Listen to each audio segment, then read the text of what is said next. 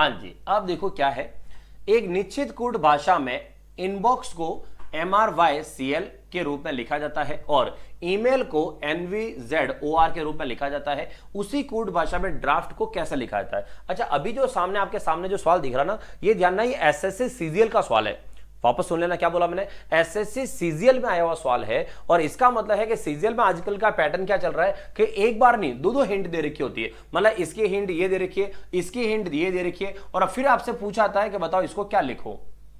तो यहां पर आपको दो दो हिंट दे रखी है,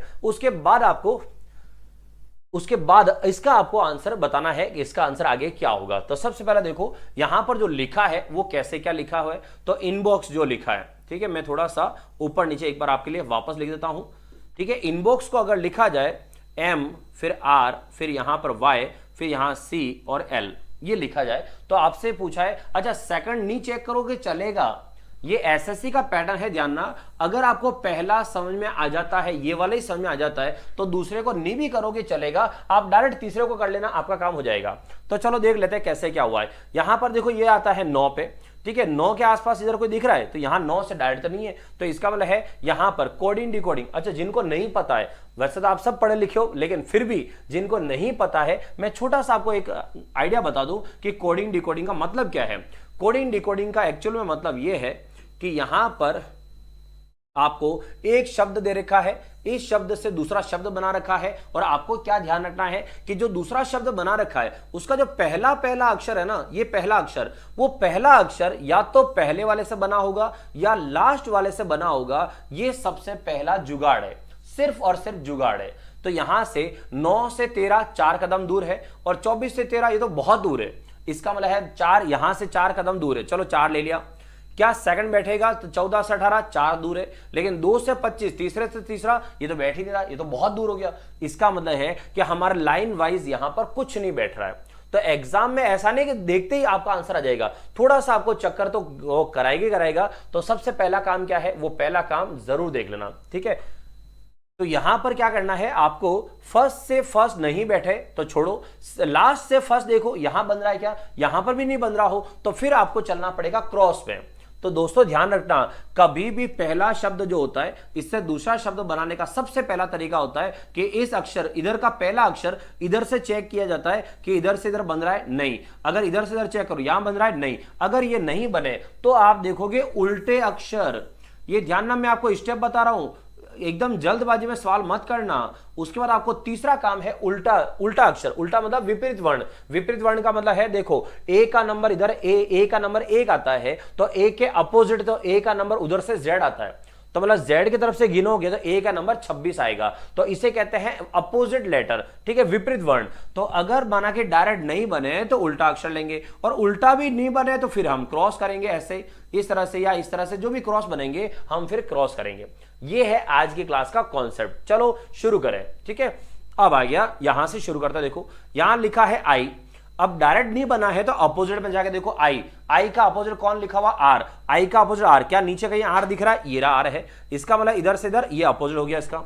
अब देखो एन के अपोजिट कौन है? एन के अपोजिट एम है, ये रहा एम इधर है।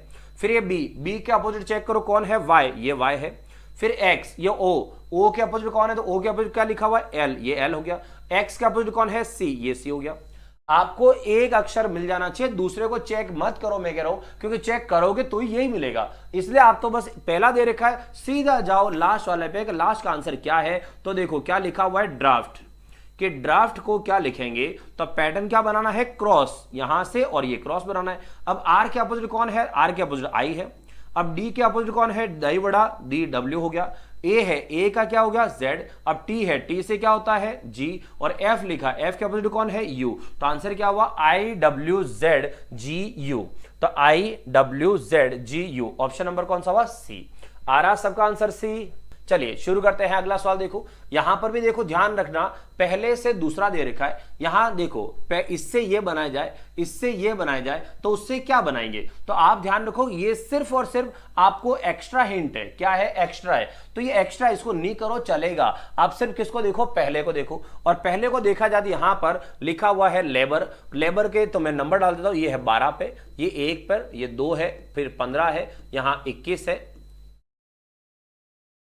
यहाँ 21 है, उसके बाद 18 है, फिर यहाँ पर है 23 24, ठीक है, तो ये हो गया 24, फिर आया 26, फिर आया 19, फिर है 5, ये 3 और यहाँ पर 13।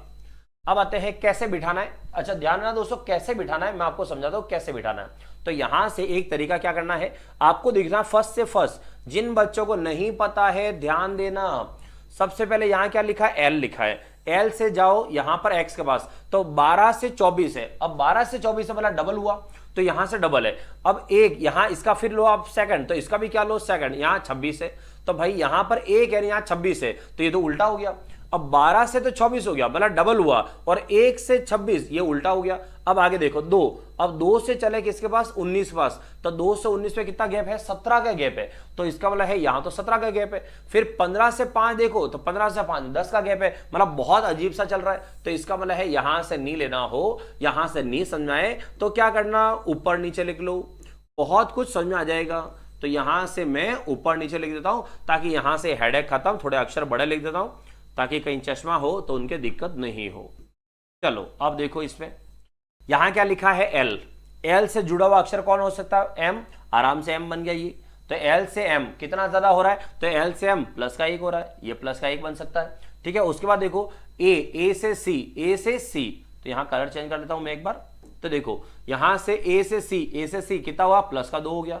फिर आता है बी से ई, ये 2 पे आता है, ये 5 पे आता है, मतलब प्लस का 3 हो गया। फिर ये आता है 15 पे और ये आता है 19 पे, 15 से 19 प्लस का 4 हो गया। फिर यू से जेड, तो यू आता है 21 पे, जेड आता है 26 पे, प्लस का 5 हो गया। फिर आता है आर 18 पे और एक्स कितना पे आता है 24 पे, तो 18 और 24, तो 18 से 24 का मतलब प्लस का कितना हो गया, 6 हो गया।